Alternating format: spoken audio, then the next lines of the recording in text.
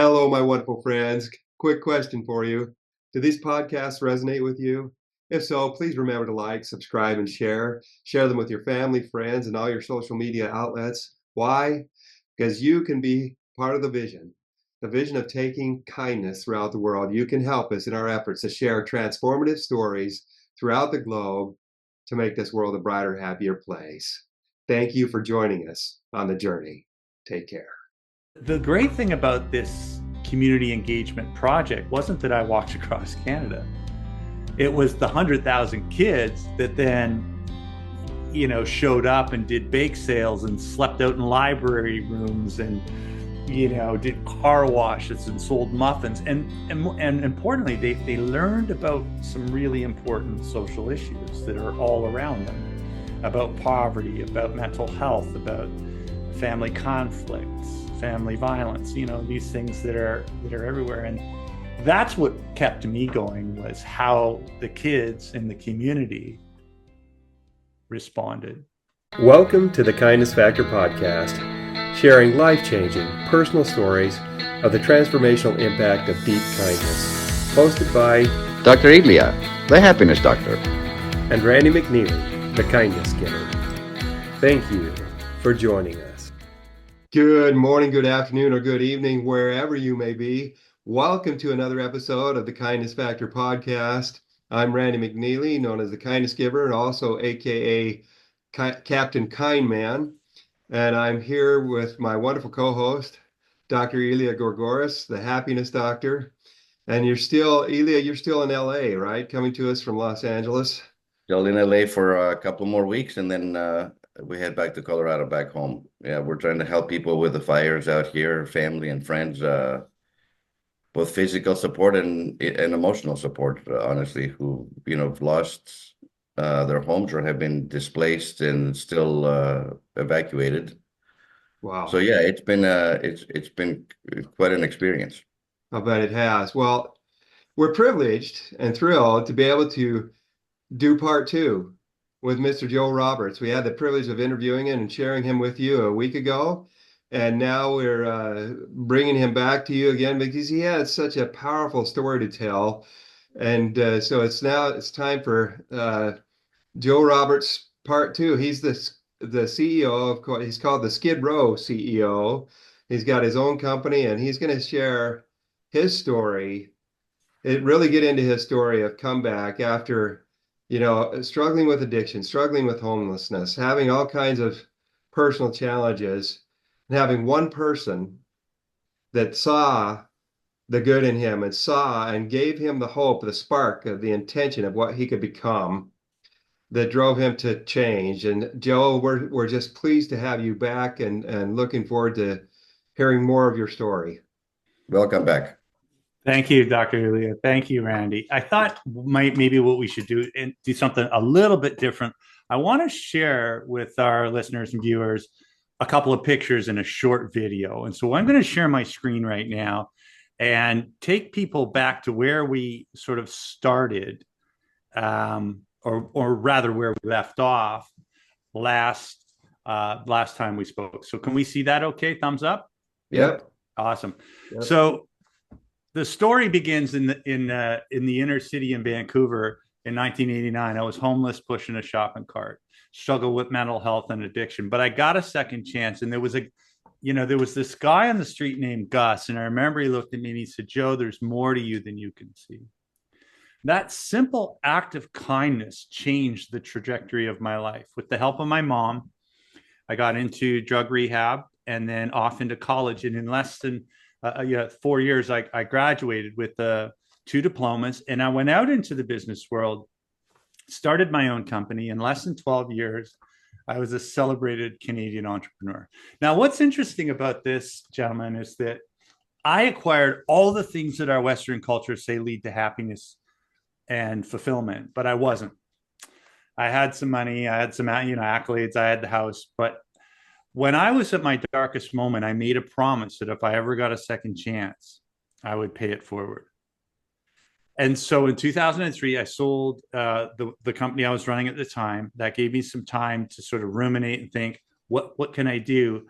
to pay it forward, to fulfill in that promise. And a friend of mine on a flight into Calgary, we're talking one day, and I said, I want to help people, just like you just talked about, Dr. Elia, about being in LA and supporting people who are going through challenges, both emotionally, they've lost everything.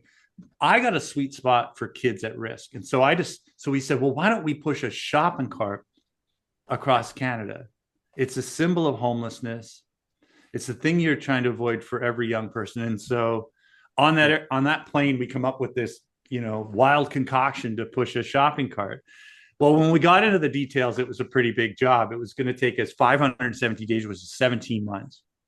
It would cover 5,600 miles, which is the distance from Manhattan to Santa Monica, back to Manhattan. Wow. With one Canadian winter in there for character building. And so we slowly put this plan together, and it took years. It took 3 years to get me mentally, physically ready, but also to raise the money necessary to conduct it. And this short video, and it's short, gives you a bit of a perspective of how people responded in their own form of kindness and support as we slowly walked across the continent. Coming over the bridge, here we are, and there's Joe. Push for change. Have courage to fight the people around you care. There's no wrong or right, just a love that we can share. Ain't no pain, how we've suffered along the way. Underneath our clothes, our souls remain unchanged. They're awesome. Take off your mask of fear and push for change. Throw off your coat of doubt and embrace the rain. Everyone is unique, yet we're a part of the human race.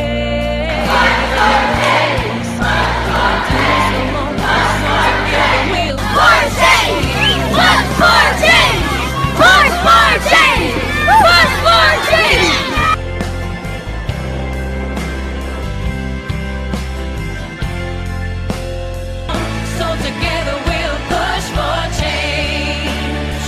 So let's push for change. Push for change. Oh, push for change. Let's push for change.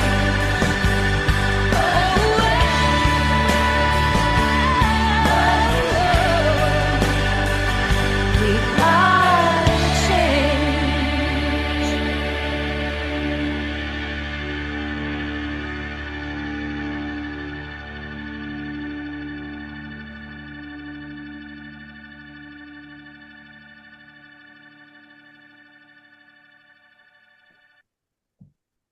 Wow.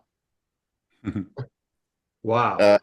When the campaign was over, we'd walked 11,375,000 steps, but that's not what was fueling the campaign. It was the people and the kids, law enforcement, service providers, healthcare professionals that fueled us. And on the days when it was hard, it was their kindness and how they responded to that promise that gave us the courage and energy to go out and continue to tackle those tough roads.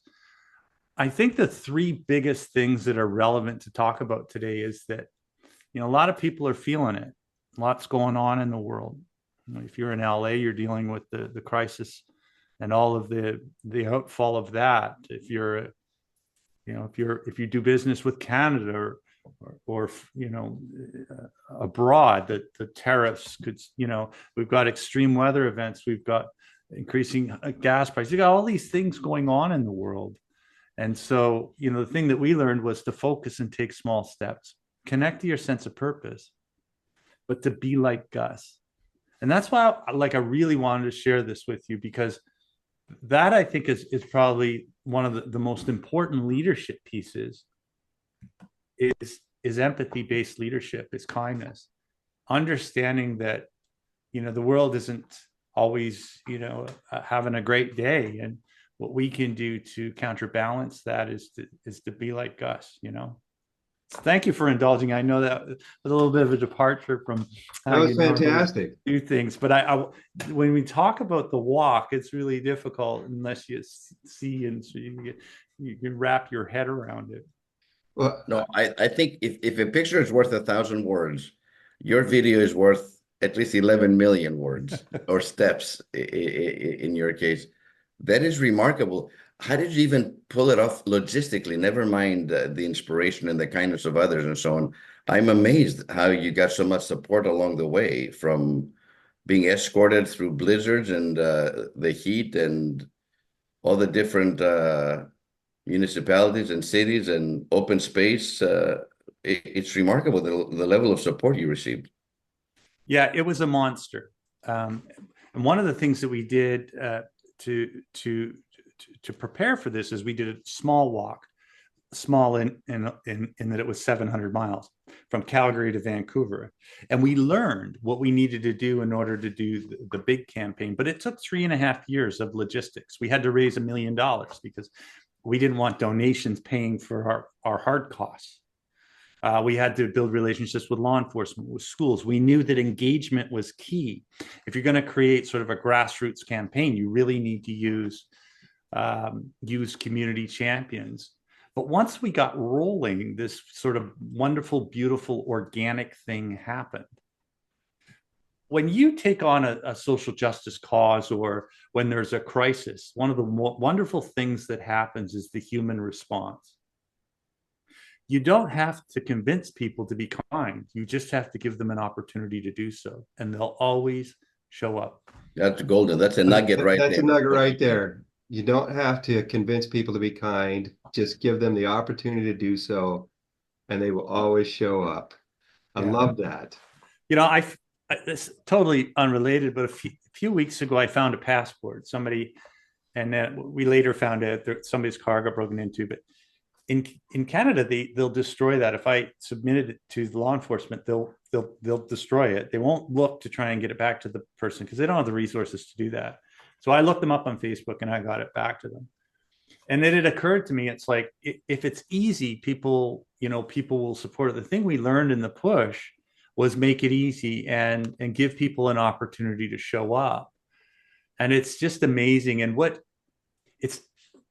the great thing about this community engagement project wasn't that I walked across Canada. It was the 100,000 kids that then showed up and did bake sales and slept out in library rooms and did car washes and sold muffins. And importantly, they learned about some really important social issues that are all around them, about poverty, about mental health, about family conflicts, family violence, these things that are everywhere. And that's what kept me going, was how the kids in the community responded. You think about that experience for those kids. They're getting the opportunity to interact with a cause, with what you were doing, interact with a cause that helped them to get outside themselves, help them to think outside to get outside their own minds and think of how they could help and lift and build and strengthen other people. What a magnificent thing. I mean, that's how we grow and for lack of a better word, perfect our ability to give kindness is practice. And you gave them lots of opportunities to practice. Now, I have to say one thing. At one point in that video, it almost looked like there was a bear there chasing you. Is that true? No, but we were bored. We were in Northern Ontario, and it was kind of a quiet week. So one of our social people took a bear chaser behind me and we posted it. But here's the funny thing, Randy. My mom phones me and she says, "You kids and your dangerous selfies, if you see a bear," because there are lots and lots of bears in Northern Ontario, and they'll walk along the side of the road. She said, "When you see a bear, you run away." I said, "Mom, it's Photoshop." She says, "I don't care what kind of bear it is." And so you did see the bear. It kind of happens quick. When I do this as a keynote, I show that up there and I always get a laugh. Yeah, going back to the comment you made earlier, Randy, the greatest asset of the campaign, which is now the heart blood of our foundation, is youth empowerment. So I made a promise, and the kids sort of came and they supported that, and that allowed us to have the impact. Today, we fund youth empowerment projects. With when we got to Vancouver, we were gifted $1 million check from the United Association of Canada, and so we use that today to go into schools and get kids to wrap around an issue, do a project, and if we like it, we'll actually fund it. So it helps the local organization. The kids get to learn something. They get to roll their sleeves up and do something. And it carries on this legacy of the Promise Project, which we think is grand. Yeah. Hello, my wonderful friends. I want to give you a fantastic opportunity today to step into the shoes of a kindness hero. How? Just watch this little video clip. And if it resonates, stop by www.kindnessworldwide.org today and make a donation to help them carry out their wonderful vision of creating cultures of kindness throughout the world. Thank you for your support. When a wallet was returned just moments after it was lost, a purpose was found. This one act of kindness inspired the formation of the nonprofit Kindness Worldwide to create a culture of kindness in communities throughout the world.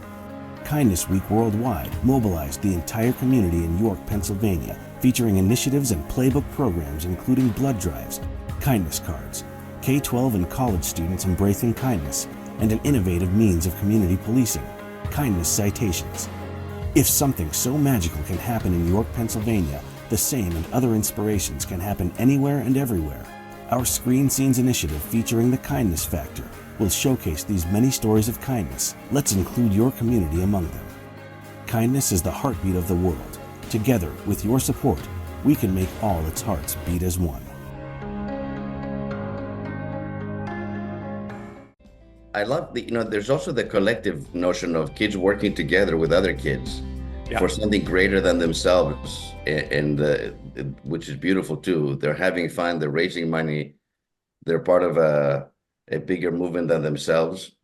And that's something that they will never forget. When they're adults, when they're our age, they will look back and say, I remember when I was in middle school and we did this for this crazy guy that pushed a cart across Canada. And, they were a small part of that. They're part of history in a lot of ways. I ran into a kid who was working at a movie theater, and my wife and I were going in. The kid kind of kept looking at me, give me one of these. Right? I'm like, oh.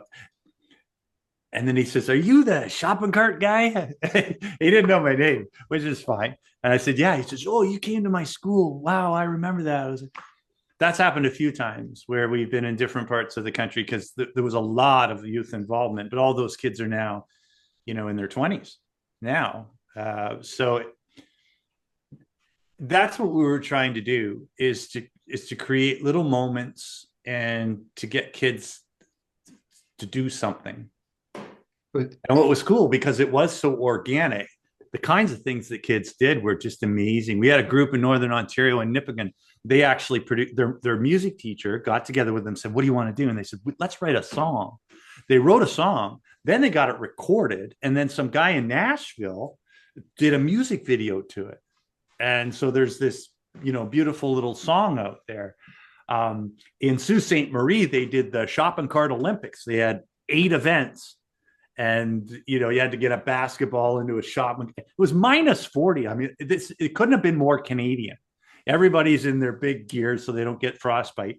They had this wonderful engagement. And, there's just hundreds of stories like that where the kids got involved. And that's when, we learned about a quarter of a way across the country. That's where the magic was. Joe, you raised a lot of money, 100,000 kids. You met so many people, from the Prime Minister of Canada to elected officials to police and total strangers along the way. It took years to pull this off, which is an extraordinary feat. It's Herculean. I'm Greek. I think Hercules would have done something like this on that level. And having said all that, how did it change you as a human being?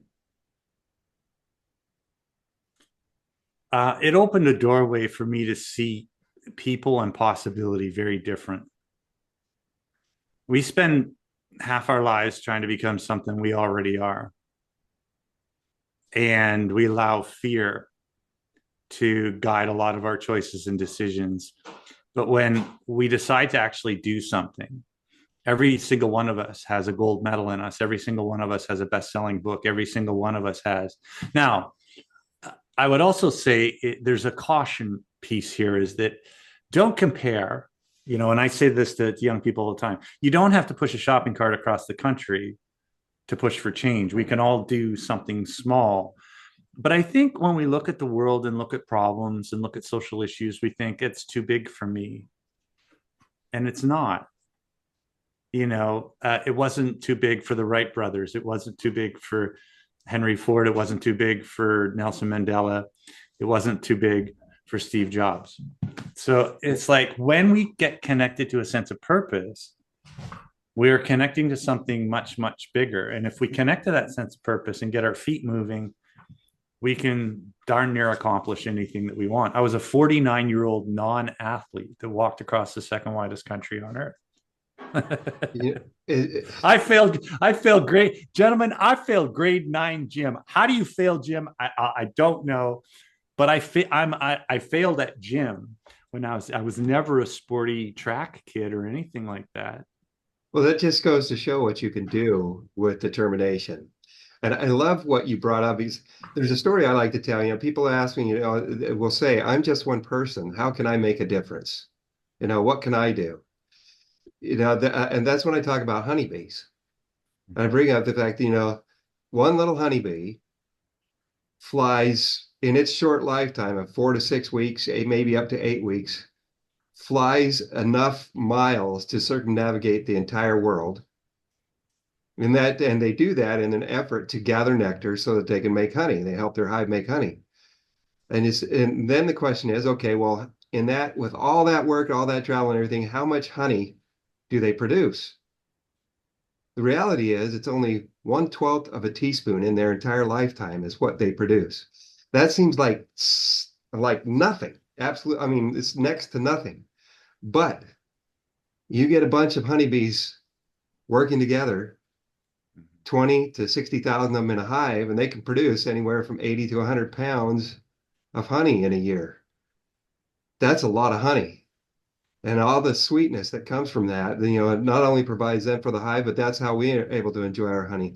You think about, okay, I might only be that one honeybee. I might only be able to give my 1/12, to the cause for the world. But think of the change that can happen if a whole bunch of people are out there giving that little bit, just like you were talking about, doing small things. Think of what would happen in the world if we all got up thinking, I'm going to do my little bit today to try to brighten the world, to try to make somebody else's life better, to try to lift somebody around me and make a difference for good. I think, sorry, go ahead, doctor. I was going to say, you've done this extraordinary, truly extraordinary. I mean, in superlatives, a lot of times we speak in superlatives and exaggerated terms about somebody's accomplishment, but really yours is like on a scale of 1 to 10, it's 100. And this is that's not even a compliment. It's just a factual. When one step at a time led to over 11 million steps, that's pretty remarkable. So what's next for you? What do you do after that? Like, how are you living your life? What are you doing with your life? How are you contributing it after this amazing feat? Well, there's two things. I split my time between the foundations, which continue to work with kids, youth empowerment. I do a lot of youth speaking. On the corporate side, there's a lot of spillover to help companies, help them connect their people to purpose and passion, help them navigate change. There's lots of change going on in the world. And sort of like, yeah, how do you tap into some of these pieces so that individuals and organizations can go farther and do good work and be like us? So I do a lot of inspirational speaking. I wrote the book, and the book was incredibly difficult because I'm dyslexic.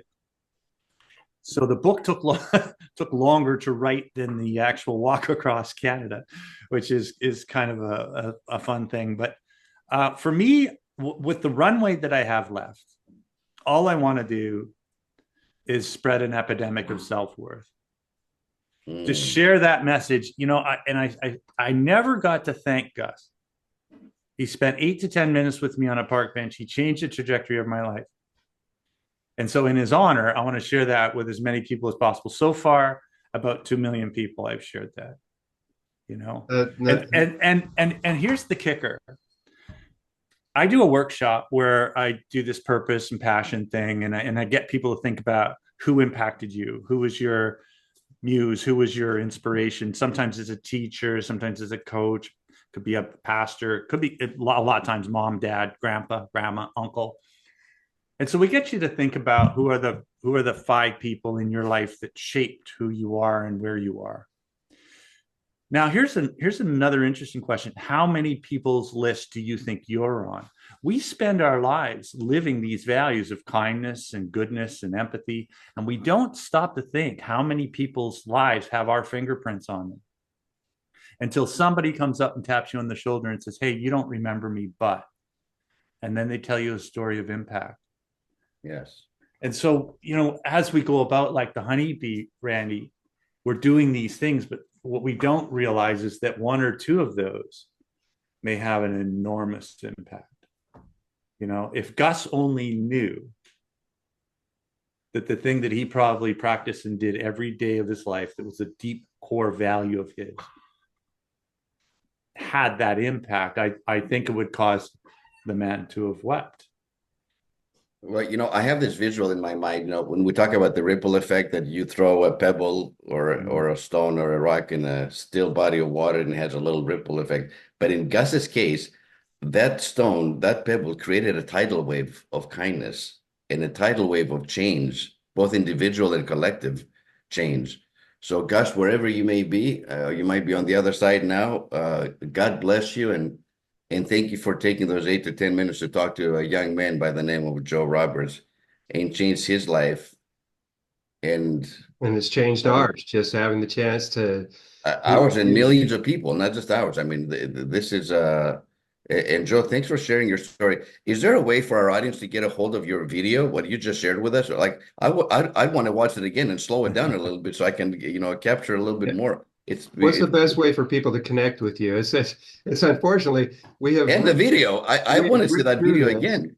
We have ripped through this, and it's already time to start wrapping up. So what's the best way for people to connect with you and be able to find that information and support your causes too? Yeah. Sure. So if you want to connect with me, I have 2 sites. I have the Push for Change is the foundation, and it's got a lot of videos and stuff. Okay. So thepushforchange.com. And then my speaker's site for the speaking business is Skid Row CEO. I'm also on LinkedIn at Joe Roberts, Skid Row CEO. I'm pretty easy to find. But if you go to either of those websites and go to resource section of videos, you can find some of those videos. Or if you go to LinkedIn and DM me, I'd be more than happy. And I'll share that with you.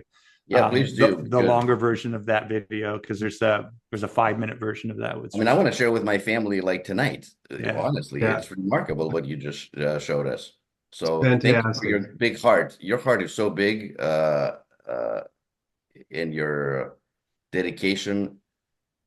You're right. When you do something with purpose and you've aligned yourself with purpose, it's not that hard. No. I mean, walking across Canada is hard, but what I'm saying is whatever we seek out to accomplish, it's not that hard because that motivation is from the inside, and it makes such a huge difference. I feel so blessed that I get to wake up every day and do work that has such deep, deep meaning. And the company stuff was kind of soulless, but the work I get to do now, I almost invariably, somebody comes up to me after I deliver my message at a conference and says something like, gosh, you just don't know how bad I needed to hear that today. That's what it's all about. That's what it's all about. That's all I want to do. It's all about when you can have that impact and have someone say that to you, then you know, okay, I'm making a difference. I'm grateful that I'm doing what I'm doing, and it's worth it. It's worth it. With that, we've got to wrap up. We want to thank our audience for taking the time to be with us today. And, it's been a real privilege to have the opportunity to share Joe's story with you. And if this resonates with you, please share it with as many people as you can. Our purpose for doing this podcast is to do exactly what Joe talked about, is to inspire kindness, to share amazing stories like Joe's with you, to inspire you to think about, how can I go out and make a difference today? How can I go out and do something to lift or build or strengthen each other, or other people? You never know when some simple act of kindness, with some simple thing that you do, you're going to be a Gus in somebody's life. You're going to step into the role of a kindness hero and be able to be somebody's miracle. Gus was Joe's miracle that day, and you can do the same thing. We all can. And remember, with kindness, everybody wins. And like Joe said, no comparisons. You don't have to take 11 million steps to make a difference. Just take one step and watch what happens. Thank you, Joe, from the bottom of our hearts. This was amazing. Thank you so much. Yeah. Thank you both. Thanks for having me back again. Of course. just remember, think about what you've learned today, our audience, what you've learned, how it's applicable, and what you're going to do about it. And go out. And like we already said, remember, with kindness, everybody wins. Everybody wins.